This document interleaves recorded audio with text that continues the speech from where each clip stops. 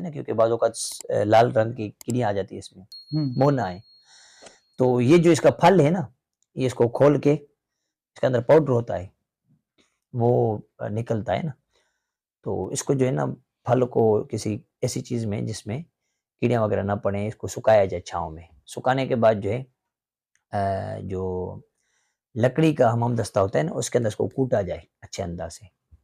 और अच्छा। ऐसा कूटे, अगर वो ना हो तो फिर जो हमारा होता है आमतौर पर किचन के अंदर, उससे कर सकते हैं, लेकिन लकड़ी के में फ़ायदा ज़्यादा है।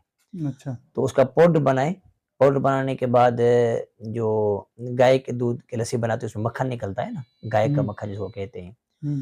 तो उस के अंदर जो है इसको इस्तेमाल करना है, रोज़ाना सुबह को, निहार मुँह, उस मक्खन के अंदर। मक्खन के अंदर पाउडर डालना है? हाँ, पाउडर मक्खन के अंदर वो करके, डाल के तो आप उसको खा लें।